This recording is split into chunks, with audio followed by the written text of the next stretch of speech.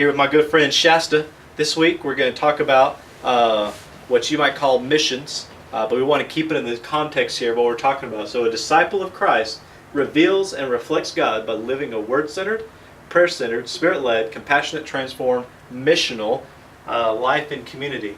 So we spent 3 weeks talking about reflecting God. This is our third week talking about revealing God. So we talked about revealing God as in evangelism, going and sharing the message. And also the second week we talked about living a compassionate life, that we're demonstrating the gospel. That as God is reflected more and more in us, that we can also reveal more and more of who He is. So this week we want to talk about that, all across the world there are opportunities and things that are happening that are opposite of being reconciled to God. That there's human trafficking, there's hunger, and there's disease, and there's poverty and war, and all these things spread throughout the world. And it's a world that is collapsed, and that it's lost, and there's a need for those who have decided to transfer the trust of their life over to Christ to go into this world and to also offer the gospel to these places. So when we talk about missions, we talk about going to all these places. It's not about just this experience. It's not about, I'm going to go to the border and I'm going to build this this house, or I'm going to go down to South Padre Island and I'm going to offer van rides, and then we talk about these experiences. I went to Leeds, I went to Africa, I went to China, I went to all these places. But the idea is that you're going to these places because they need the gospel. They need these, and that's the heart behind missions. It's revealing God on a global scale.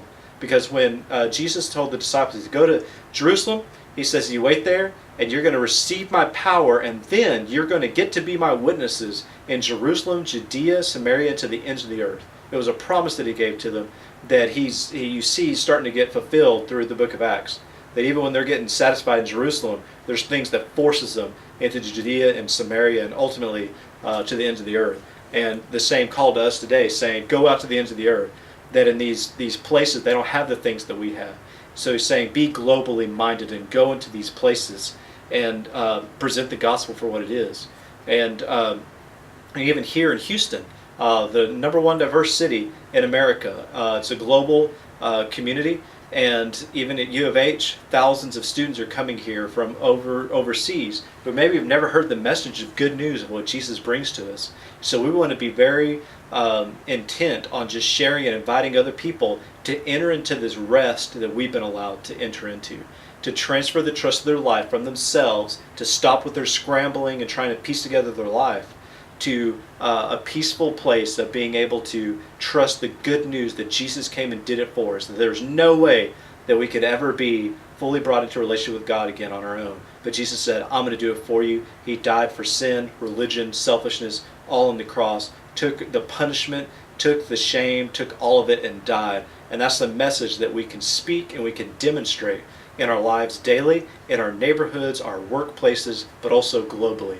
And so throughout this next year, we're going to have several opportunities for you guys to go and be a part of these throughout the world. So you're going to talk about it more in your small group. But you didn't expect me to say that.